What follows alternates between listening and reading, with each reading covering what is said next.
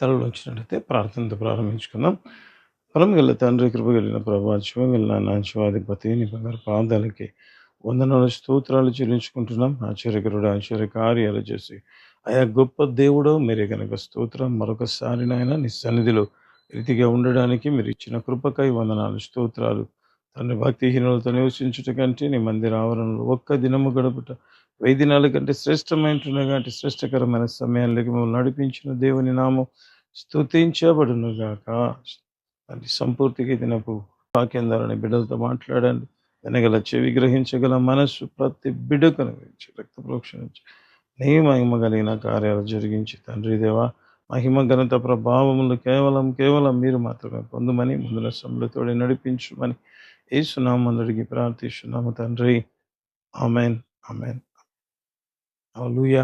అనేక సార్లు ప్రేమిన వలన మనం నడిచే దారి త్రోవ ఏ రీతిగా ఉండాలి అంటే చాలా మంచిగా ఉండాలి.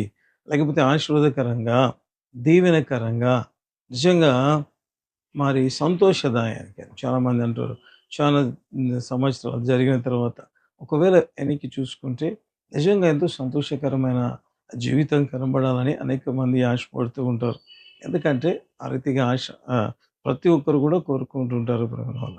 సో అటువంటి లైఫ్ కావాలని నిజంగా ప్రతి ఒక్కరు ఆశపడుతుండగా, మరి అటువంటి లైఫ్ కావాలంటే అటువంటి మరి ఒకవేళ చూసినప్పుడు ఎంతో సంతోషంగా మరి కనబడే జీవితం ఉండాలి అంటే మనం ఏం చేయాలి అన్నది ఒక క్వెషన్ మార్క్‌గా ఉండడం ప్రారంభిస్తుంది. సో అటువంటి దానికి గురించి ప్రభువు ఈరోజు మనతో మాట్లాడుతుంటున్నాడు. హల్లెలూయా. కీర్తనల కీర్తనలు 119వ కీర్తన 105వ వచనాన్ని మనం చదువుకుందాం ప్రియమైన వారలారా. నీ వాక్యము నా పాదములకు దీపమును, నా త్రోవకు వెలుగునై ఉన్నది. ఇక్కడ రాయబడిన మాట ఒకవేళ మనం చూస్తే దేవుని వాక్యం అంట, ఈ భక్తుడు రాస్తున్న మాట, నీ వాక్యము నా పాదములకు దీపముగా ఉంది, అయితే నా త్రోవకి ఏమైనట్టుగా ఉంది, వెలుగుగా ఉంది అన్నట్లుగా మనం చూడడం ప్రారంభిస్తాం. సాధారణంగా ప్రమిన వాళ్ళ దీపం అనేది ఏ రీతిగా ఉంటుంది అంటే చాలా తక్కువగా ఒకవేళ నాకు అనిపిస్తుంది, చాలా చిన్నగా కనపడుతూ ఉంటుంది. ఒక దీపం అనేది అఫ్కోర్స్ ఆ ఇంటికి వెలుగు ఇచ్చేదిగా ఉంటుంది. అదే రీతిగా దేవుని వాక్యాన్ని ఎట్లా చెప్తున్నాడంటే, అయ్యా అది చిన్నగానే ప్రారంభమైతే అన్నట్లుగా కనబడుతుంది. అయితే మనం చూస్తే చివరికి ఏ రీతిగా ఉంటదంట, నా త్రోవకు వెలుగుగా ఉంది. హల్లెలూయా. అంటే దేవుని వాక్యం ఏ రీతిగా ఉంటది అంటే, చీకటిలో ఉన్న వారికి అంటే ఆయన మాట వెలుగుగా ఉంటది. తర్వాత చూసుకుంటే ప్రేమన వాళ్ళరా, అది మన త్రోవకు వెలుగుగా కనబడడం ప్రారంభిస్తూ ఉంటది. హల్లెలూయా. మరి అటువంటి నిజంగా వాక్యం ఆ రీతిగా మరి వెలుగుగా ఉండి, ఆ తర్వాత వారి జీవితానికి ఏ రీతిగా త్రోవంతటికి వెలుగుగా ఉన్నందో కూడా ఈ దినపు వాక్య భాగాల్లోంచి మనం చూడడం ప్రారంభిద్దాం ప్రేమ వలన. ఆదికాండము 12వ అధ్యాయము 1, 2 వచనాలు చదువుకుందాం.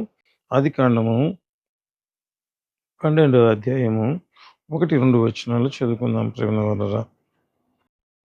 యెహోవా, నీవు లేచి నీ దేశము నుండియు, నీ బంధువుల యొద్ద నుండియు, నీ తండ్రి ఇంటి నుండియు బయలుదేరి నేను నీకు చూపించు దేశమునకు వెళ్ళుము. నిన్ను గొప్ప జనముగా చేసి నిన్ను ఆశీర్వదించి నీ నామమును గొప్ప చేయుదును.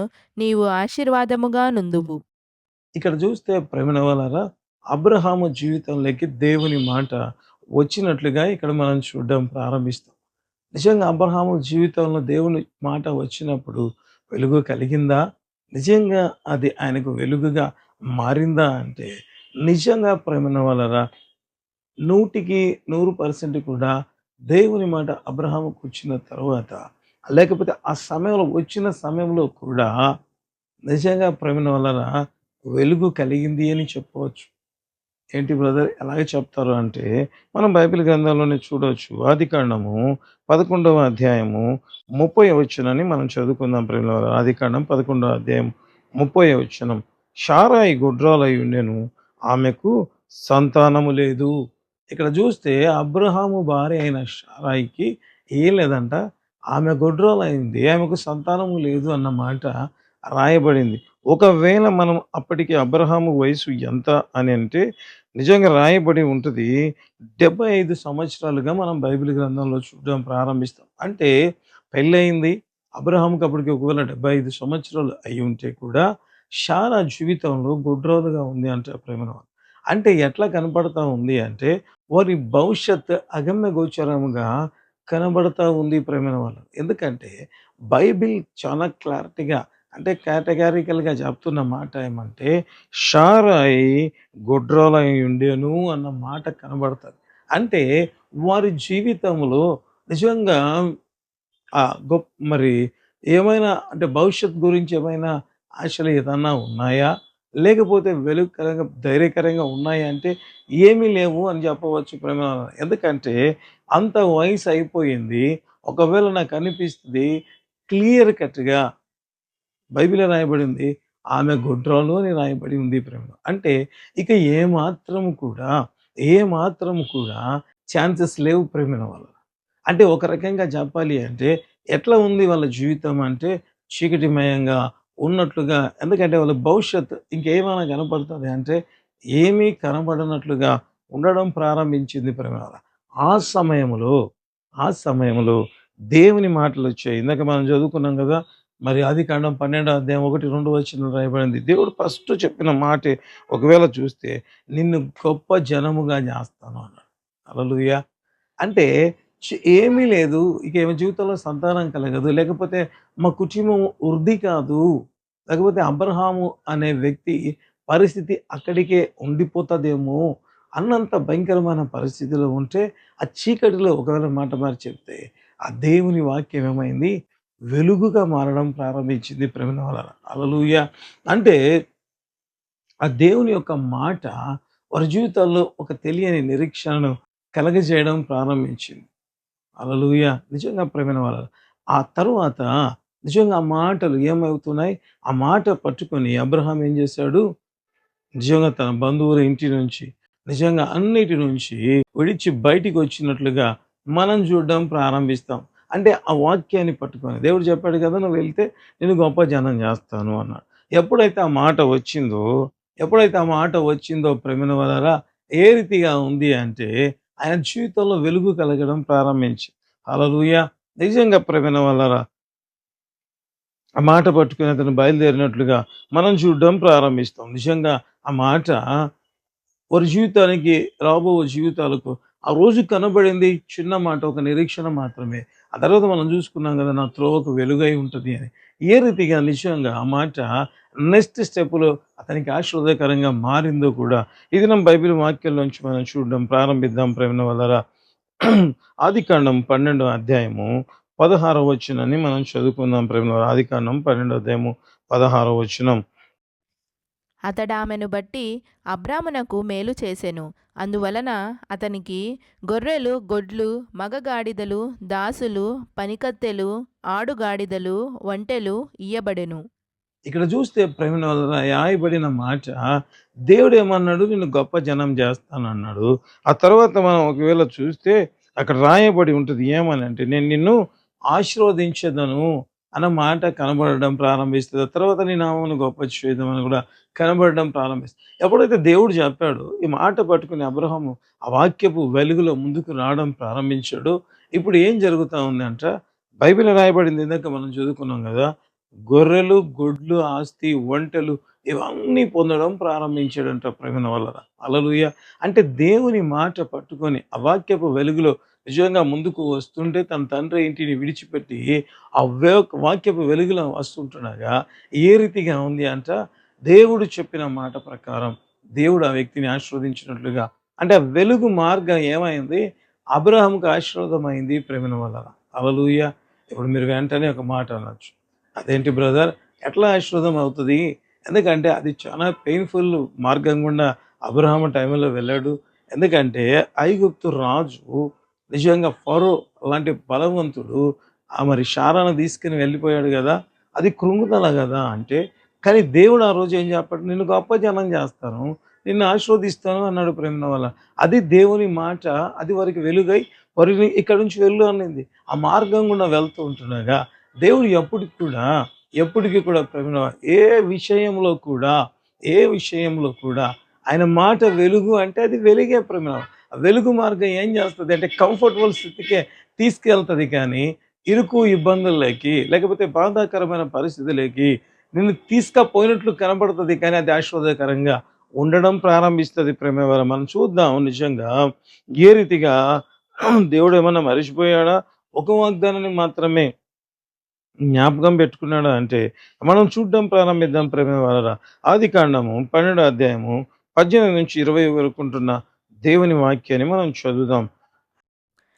అప్పుడు ఫరో అబ్రామును పిలిపించి, నీవు నాకు చేసినది ఏమిటి? ఈమె నీ భార్య అని నాకెందుకు తెలుపలేదు? ఈమె నా సహోదరి అని ఏల చెప్పితివి? నేనామెను నా భార్యగా చేసుకొందునేమో. అయితేనేమి, ఇదిగో నీ భార్య, ఈమెను తీసుకొని పొమ్మని చెప్పెను. మరియు ఫరో అతని విషయమై తన జనులకు ఆజ్ఞాపించినందున వారు అతనిని, అతని భార్యను, అతనికి కలిగిన సమస్తమును పంపివేసిరి. హల్లెలూయా! ఇక్కడ చూస్తే ప్రేమైన వాళ్ళరా, దేవుని మాట పట్టుకొని లేకపోతే ఆ వాక్యపు వెలుగులో తను ముందుకు వెళ్ళాడు ప్రేమైన వాళ్ళరా. వెళ్తే ఏ రీతిగా ఉంది అంటే ఆస్తి రావడం ప్రారంభమైంది.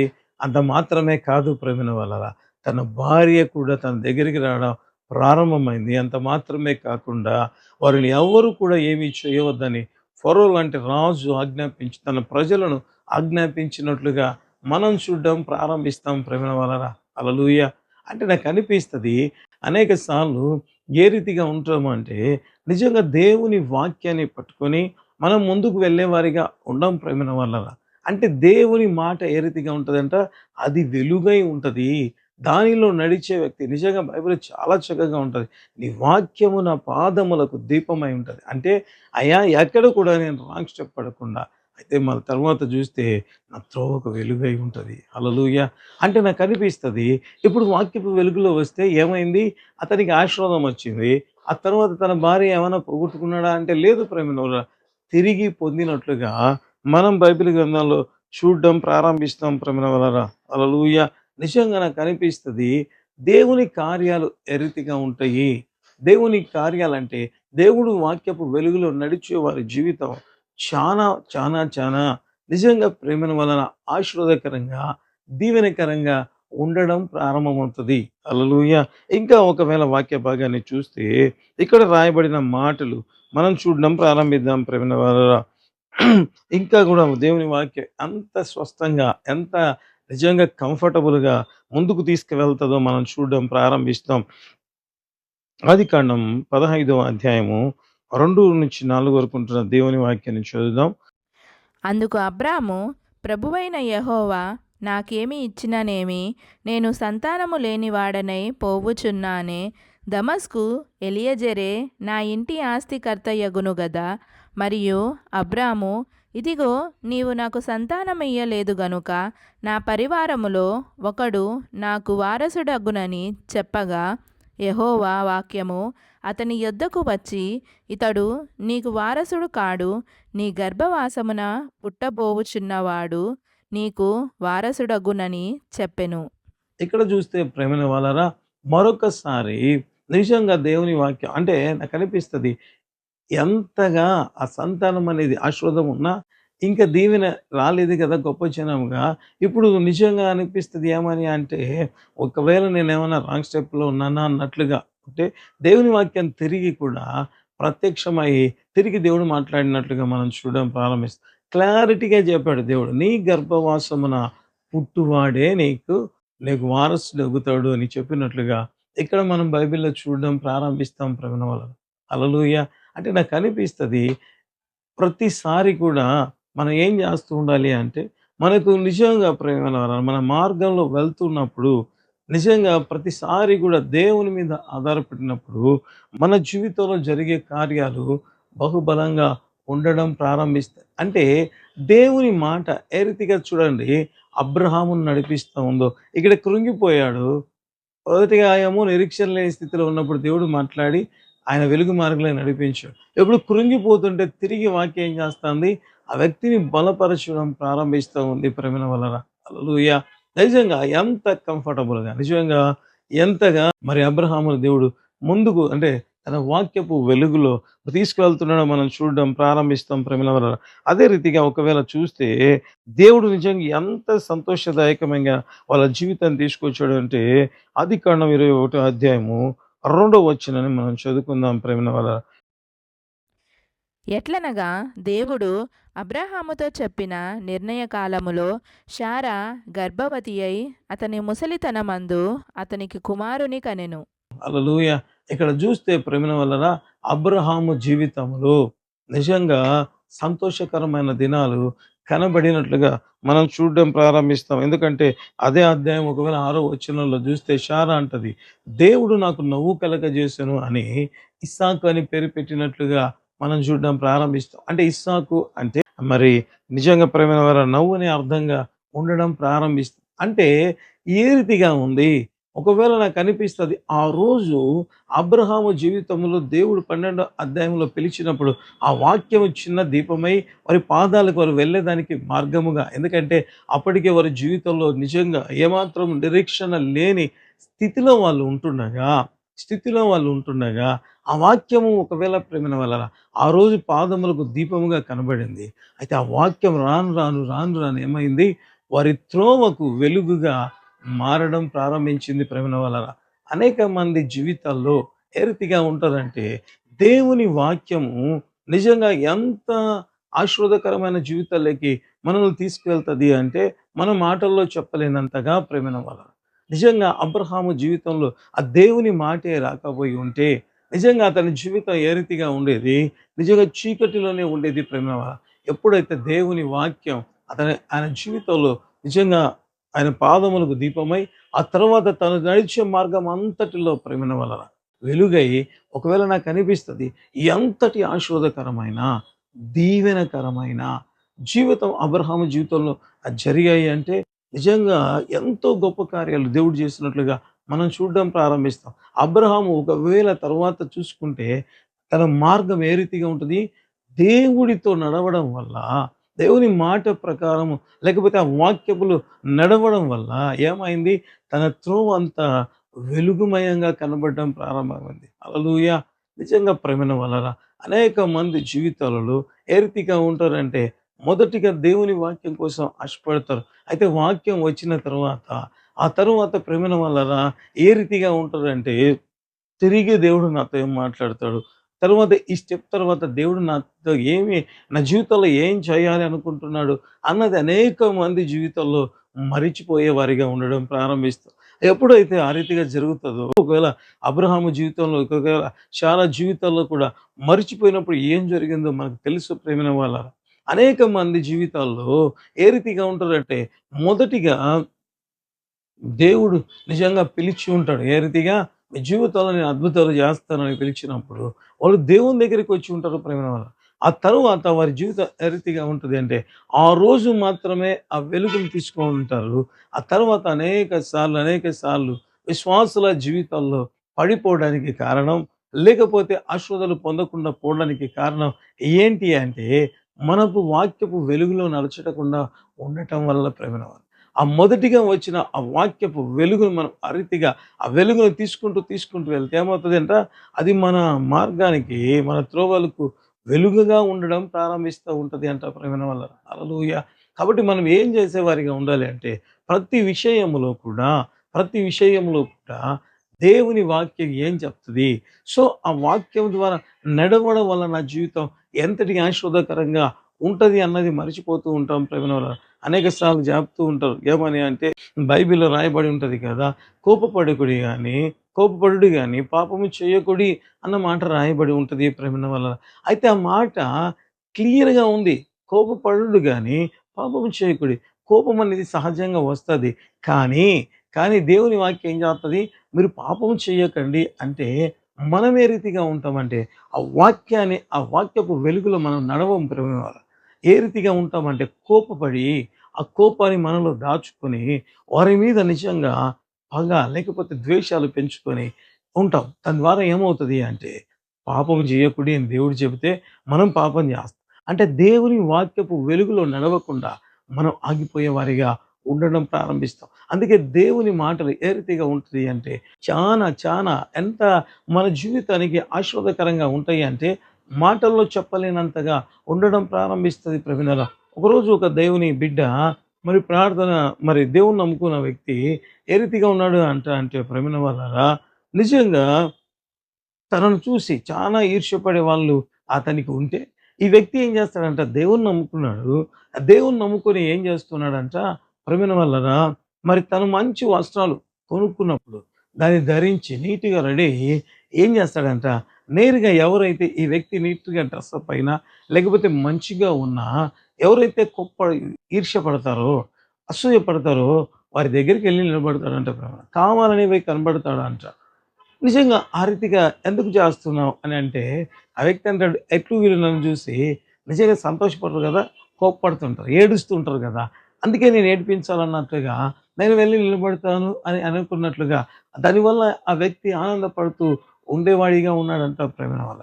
అయితే ఒకరోజు దేవుడు ఆ వ్యక్తితో మాట్లాడాడంట ప్రేమ. ఏమని అంటే, అయ్యా నువ్వు చేస్తున్నది 100% తప్పు అన్నాడంట ప్రేమ. తప్పు అన్నాడంట. ఏంటి ప్రభా! ఏ రీతిగా చెప్తున్నావు? వాళ్ళు నన్ను చూసి కుళ్ళుకోవడం తప్పు కదా!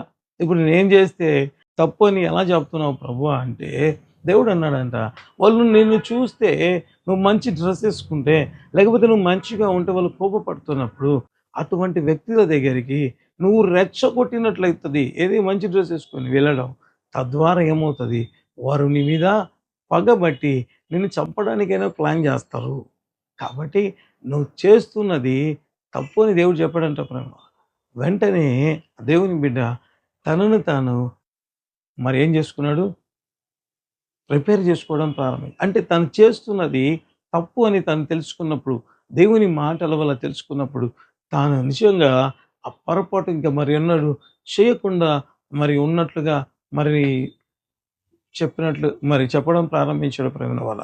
అంటే నాకనిపిస్తది అనేక సార్లు మన జీవితాల్లో కేవలం దేవుని వాక్యపు వెలుగులో లేకపోవడం వల్లే అనేకమైన ఆశీర్వాదాలు మన జీవితంలోంచి పోవడం ప్రారంభిస్తాయి. దేవుని నమ్ముకున్న వ్యక్తులుగానే ఉంటాం ప్రేమైన వారు. అయితే చిన్న వాటి విషయంలో కూడా తప్పిపోయి మన మార్గాన్ని మనమే వెలుగుమయము కాకుండా చీకటిమయం చేసుకునేవారిగా. మాట మార్చి చెప్పాలంటే ఆశీర్వాదకరమైన మార్గాల్లోకి వెళ్ళకుండా నిజంగా ప్రేమైన వాళ్ళరా ఆశీర్వాదం లేని మార్గాల్లోకి వెళ్ళేవారిగా మనం ఉండడం ప్రారంభిస్తాం. అందుకే ఆ భక్తుడు అంటాడు, అయ్యా నీ వాక్యం ఏంటి అంటే నా పాదములకు దీపము, నా త్రోవకు వెలుగై ఉంటుంది. వెలుగులో నడిచేవాడు ఎప్పుడు కూడా రైట్ వేలో వెళ్తూ ఉంటాడు. సో తనకు వంటకు ఏ ప్రాబ్లమ్స్ తెచ్చుకోడు. తన జీవితం ఎంత ఆనందకరంగా సంతోషదాయకంగా ఉంటుంది అంటే అంత దీవెనకరంగా ఉంటుంది. అందుకే ప్రేమ వల్ల ఎప్పుడూ వాక్యం చదివేవారిగా కాదు, ప్రతి విషయంలో కూడా వాక్యాన్ని చదువుతూ ఆ వాక్యపు వెలుగులో మనం నడిచేవారిగా ఉంటే మన జీవితం ఏమవుతుంది? ఆశీర్వాదకరంగా, దీవెనకరంగా ఉండడం ప్రారంభించినప్పుడేమో చిన్న ఆశ, ఇది గొడ్రాలైన నా భార్య ఒక్క సంతానం కలిగితే చాలే, నా జీవితం ఆశీర్వదించబడింది. అయితే ఆ ఆ ఆ మార్గంలో వాక్యపు మార్గంలో ఎప్పుడైతే అబ్రహాం నడిచాడో ఈ దినం ప్రేమ వల్ల ఎంత ఆశ. అయ్యా అబ్రహామా నీ జీవితం ఇంతగా ఆశీర్వదించబడడానికి కారణం ఏంటంటే ఆయన వాక్యపు వెలుగులో నడిచాను. ఆ వాక్యపు వెలుగు ఏమైంది? నా త్రోవకు వెలుగై ఈరోజు ఇంత గొప్పగా ఆశీర్వదించబడడానికి కారణమైంది అంట. హల్లెలూయా. కాబట్టి అటు వాక్యాన్ని మనం ధ్యానించేవారిగా, అటు వాక్యాన్ని చదివి ఆ వాక్యపు వెలుగులో నడిచేవారిగా దేవుడు మనందరినీ ఉంచునుగాక. ఆమేన్. తలలోంచి ప్రార్థన చేసుకుందాం. ప్రేమ గల తండ్రి, కృప కలిగిన ప్రభా, జీవం కలిగిన ఆయన, జీవాధిపతి, నీ బంగారు పాదాలకి వందనాలు స్తోత్రాలు చెల్లించుకుంటున్నాం. ఆశ్చర్యకరుడా, ఆశ్చర్యకార్యం చేసి గొప్ప దేవానికి కొందరు, కీర్తనీయుడు అయిన మా దేవానికి కొందరు, వెల్పలలు మీ వంటి వారు లేరు. అయ్యా పరిశుద్ధతలు నీకు సమము సాటి అయిన దేవుడు లేరు కనుక నీకు స్తోత్రం చెల్లిస్తున్నా. బిడ్డను మీరు దర్శించండి నాయన. ప్రతి ఒక్క బిడ్డ జీవితంలో వాక్యపు వెలుగులో నడచడానికి సహాయం దయచే, వాక్యపు వెలుగులో నడచడానికి సహాయం దయచే. అయ్యా అటు కృపచేత ప్రతి బిడ్డను నింపమని ప్రార్థిస్తున్నాం. వాక్యం విని విడిచిపెట్టే వారిగా కాదు నాయన, ఆ వాక్యపు వెలుగులో నడిచే వారిగా మార్చి మీరే మహిమ ఘనత ప్రభావములు పొందమని ప్రార్థిస్తున్నాం. ఆ వాక్యపు వెలుగులో నడిచే ఎన్ని ఆశీర్వాదాలు ఉంటాయో అవన్నీ కూడా స్వతంత్రించుకునే బిడ్డలుగా మార్చి మీరే మహిమ పొందమని ప్రార్థన. అయ్యా, ఎవరైతే అద్భుతాల కోసం ఎదురు చూస్తున్నారు, ఆశీర్వాదాల కోసం ఎదురు చూస్తున్నారు, ఆ ఆశీర్వాదాలు అద్భుతాలన్నీ కూడా మీరే అనుగ్రహించండి. అయ్యా, గర్భఫలం దీవెనైతేనేం తండ్రి. అయ్యా, ఇప్పటికీ అనేక మందికి ఇచ్చి మీ నామాన్ని మీరు మహిమపరచుకున్నారు. ఇంకా పెండింగ్ ఉన్న ప్రతి బిడ్డ జీవితంలో అద్భుతము జరుగును గాక, అద్భుతములు జరుగును గాక. ఈ కార్యక్రమం చూస్తున్న ప్రతి బిడ్డలో అద్భుతములు, ఆశ్చర్య కార్యాలు, సూచక క్రియలు, మాత్కారుల బలము అయ్యా మీరే కనపరచుమని ప్రార్థిస్తున్నా. మహిమ కలిగిన దేవుడవై, మహోన్నతుడవై నీ గొప్ప నామాన్ని మీరే మహిమపరచుకోమని ప్రార్థిస్తున్నా. సంపూర్ణంగా చూస్తున్న ప్రతి బిడ్డ అయ్యా దర్శించండి. పరిశుద్ధాత్మ దేవ మరి ఒక్కొక్కరిని బలపరచు. వాక్యపు వెలుగులోకి రావడానికి మీరే కృప చూపించండి నాయన. మహిమ మీరు పొందుమని, మహిమ మీరు మాత్రమే పొందు, మహిమ మీరు మాత్రమే పొందుమని ప్రార్థించి ఎంతమంది అయితే ప్రార్థనలు ఇస్తారు వారందరి జీవితంలో అద్భుతాలు, ఆశ్చర్యకార్యాలు జరుగునుగా. మ్యారేజ్, లైఫ్, జాబ్స్, అయ్యా గుడ్ హెల్త్, అయ్యా నిజముగా మంచి ఆరోగ్యం ఇచ్చేవారే మహిమ, దీర్ఘాయువు చేత నింపుతారు. మీరే మహిమ పొందుమని ప్రార్థించి ఆర్థికపరమైన అద్భుతాలు వచ్చి అయా సమస్యలు తొలగించి, మ్యారేజ్ జరిగించి, జాబ్స్ రావాల్సి ఉండగా అసాధారణమైన అద్భుతాలు మీరు జరిగించి మీరే మహిమ పొందుమని ఈ కార్యక్రమం సహకరిస్తున్న ప్రతి బిడ్డను వారి కుటుంబాలు దీవించి ఆశీర్వదించి మీరే మహిమ పొందమని ఆయా ప్రార్థన ద్వారా ఫైనాన్స్ ఆయా షేర్ చేయడం అన్ని విధాలు ఆయా సహకరిస్తున్న ప్రతి బిడ్డను మీరు దీవించి ఆశీర్వదించి ఆయా అనేక మంది దాన్ని స్వస్థలాలకి రావాలని ప్రార్థిస్తున్నారు. అటుకి వారికి ట్రాన్స్ఫర్ స్వస్థలాలకి వచ్చులాగున మీరు అద్భుతం చేసి మీరే మహిమ పొందమని మంచి దయతో క్షమించటని గ్రహించు. సమస్త మహిమ నీకు చెల్లిస్తాం. యేసు నామమున అడుగుతున్నాము తండ్రి, ఆమేన్.